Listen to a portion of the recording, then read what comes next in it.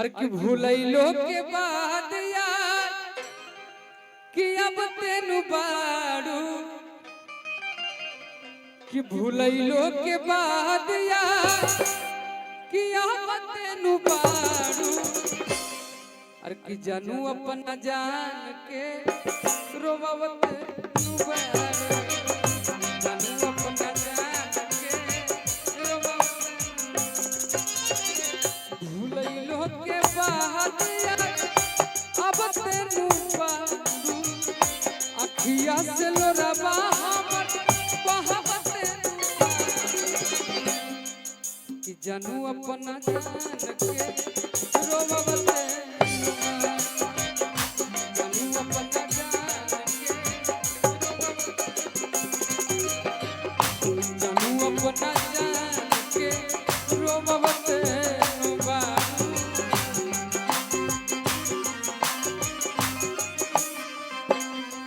जब साथ देवे ना रहे जब साथ देवे ना रहे तब प्यार कहे कैलू तू पल पल तड़पे दिल आह भरे पल पल तड़पे हमारा से दूर चले गए तो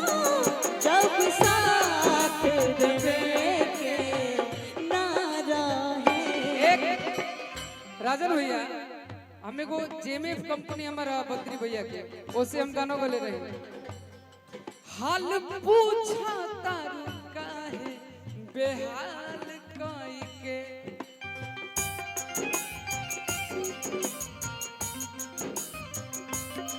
सारा सपना के हमारा मलाल कोई के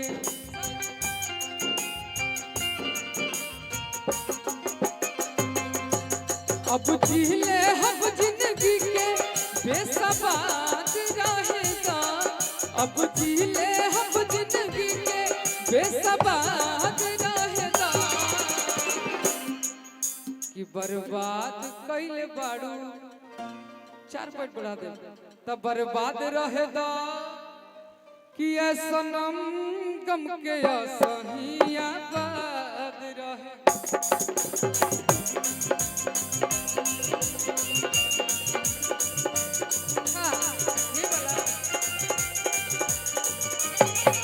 हमारे विपिन भैया कहले कि मंच पे जाए अरे भैया सिगरेट पिए फोटो डाल देले बड़ा सही वाला गाना जरूर सुनाई है एक गाना में गाऊं मनु भी एक गाना हम आपके लिए गाएंगे रंगदारी मिलल बगिया सत में त टाइम न लागी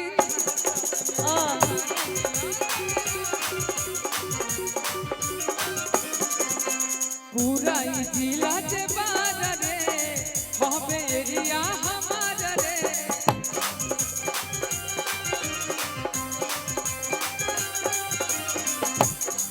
पूरा बीती जीवन तोरा साथ में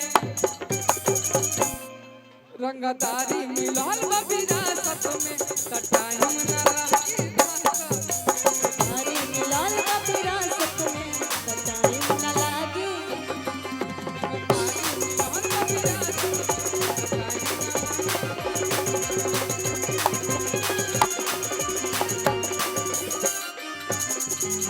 अब एगो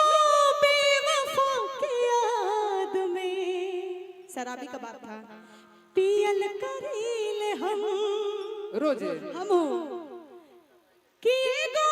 बेवफा की याद में अब पियल करीले हम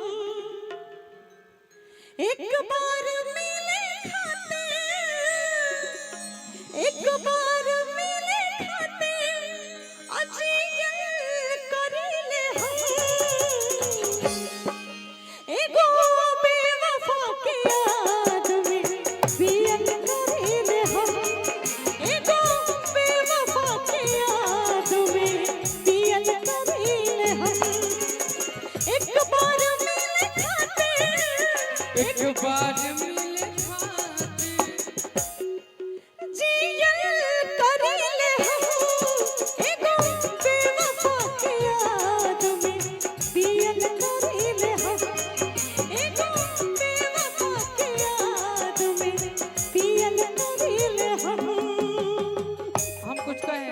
हूँ दुनिया में नहीं तुहरा सिवा तुहरा सिवा प्यार में नहीं थी गोरी हम बेवफा हो हम बेवफा चाहे बतिया तुम्हारा चाहे मत माना हो मत माना हो प्यार में नहीं थी गोरी हम बेवफा हो हम बेवफा